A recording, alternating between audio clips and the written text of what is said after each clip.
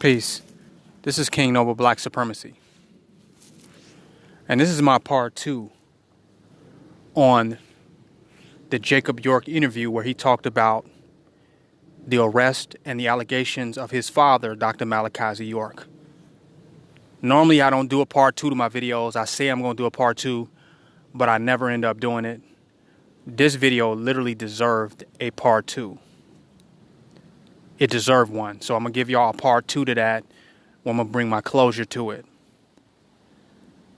Jacob York admitted and said in his mind and referred to his father as being a revolutionary and a black leader and growing up in the black power movement, which I showed how he contradicted that, and talking about how it was about capitalism and a family business. But he still likes to refer it as that, and he says that, he contributed something to the African American community. So now if you telling me this, you telling me that you knowingly help, support to take down, agree, co-signed the takedown of your father. Okay, you didn't testify. You didn't go to court. But you co-signed it. You agreed with how this leader was taken down from the FBI, taken down by the FBI or whatever institutions or organizations of white supremacy.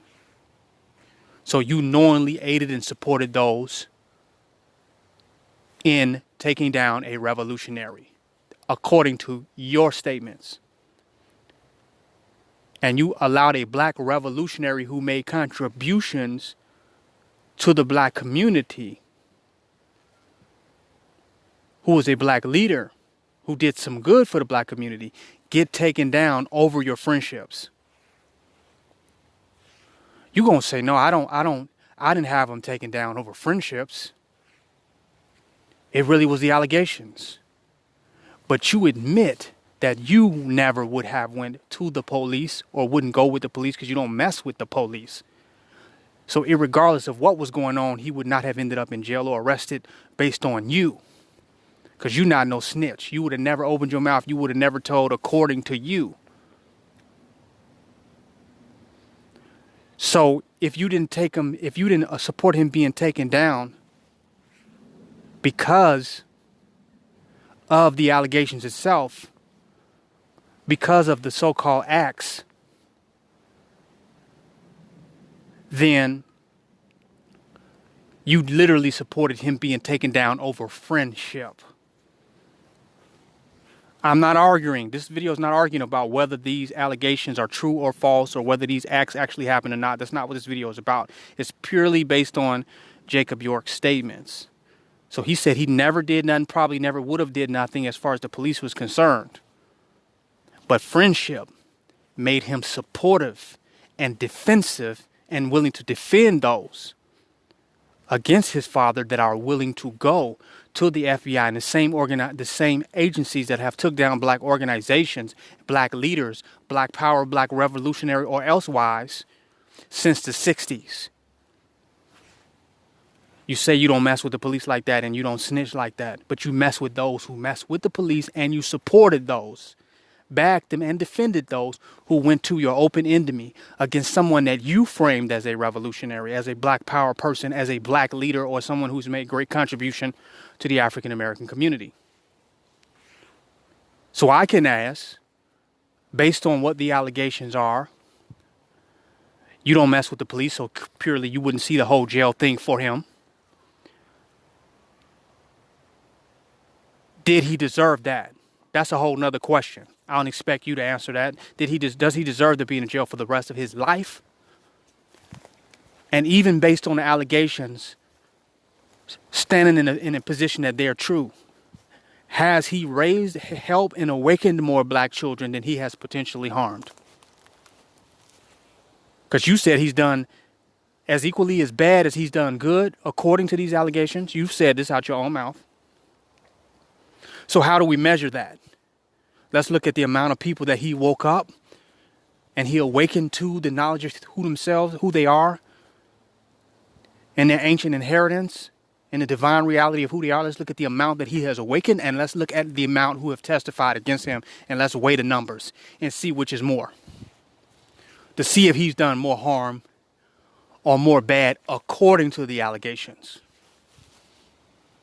Not saying they true or false, not arguing them here. Next piece, talk about Bambaataa. Whatever Bambaataa's sex life is his own personal business. I don't understand grown men feeling like they have to discuss African Bambaataa's sex life. That's immature. That is, we can't take you serious saying that African Bambaataa is a homosexual. We heard this, or we heard this gossip, or we saw this, or felt as though he was a homosexual. It's up to Africa Bambaataa to come out based upon his sexuality. That is his own personal and private business. Whether he wants to come out publicly and tell the world that he is a homosexual, that is his personal business and prerogative. It is not no other man's job to come out of the closet or express or expose or present another man's sexuality to the world. And as men, we should be so concerned with our own sexuality, to be honest with you, that we really don't have time to concern ourselves with the sexual practices or the sexual identity of another male. So all that gossiping around another man's sexuality, I'm not feeling that. But that's just a sidebar. Thought that was interesting. That's going to sum up I guess it'll sum up the points that I want to make. I had to come back for a part 2 and bring some real closure to that. And one last thing, before I forget, one last thing. Now, since you took down, you support in the takedown of Dr. Malakazi York, okay, you wasn't in the discovery, according to you, you didn't snitch, you didn't go to the police, but you 100% supported your friends who were being utilized by the agencies of white supremacy in order to take down a black leader who many feel has done more good than bad, even according to the allegations.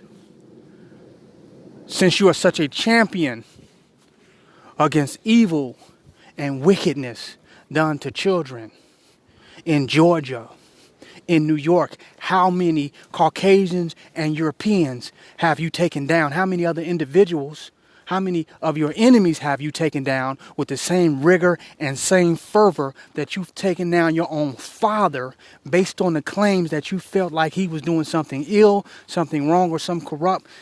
Let's see if you have went hard or you have gone hard against any other enemy. Because the same enemy that you delivered him into the hands to have the same track record of destruction in the black community. For one, the prison industrial complex of which he's locked in. Colorado Supermax, where they have torturing individuals on a daily basis. The same institutions that you have delivered him to are as equally, I wouldn't even say equally, that are immeasurably, unequably, if that's a word, in comparison to even the allegations of Dr. Malakazi York. Have you destroyed, attacked, or took down of any of these white supremacy institutions or white supremacists or individuals under their auspices that's doing destruction to the black boys in our community? Starting with the boys in blue. Have you? Or are you only against the destruction of youth when it's in the form of a black leadership? When it's in the form or it's colored in the form of a black power person? But when it comes to being so methodical, so resilient, so principled, and so positioned in going at a black man, you solid, but when it comes to the institutions of white supremacy, you're quiet. We should keep hearing about it. Jacob York just stopped this white institution. Jacob York just shut down this agency. Jacob York just did this. Jacob York is continuing to champion this and do this. Well, we don't see that. Stopped at your father. Stopped at a black leader. which makes us question, was it really about that? Was it really about that? Because you won't stop at black if you so gung-ho on that. You won't stop at black leadership. You won't stop at black perpetrators. You're going to keep going, and it's going to get the ultimate and dominant perpetrator, if that's the case, if that's the motivation. If not, we got to question your motive. Was that jealousy of your father? Was that some negative energy just between you and your father? Is that something else? We have to question it now to look at what else it might have been, since we don't still see you champion justice and safety and protection for black youth and black children in society, in America, under white supremacy, under this oppression. Get the child murderers off death. Get the children off death row. Get the children out of jail with life sentences. Stand up for children that have been brutalized and shot down and murdered by the police. Keep going.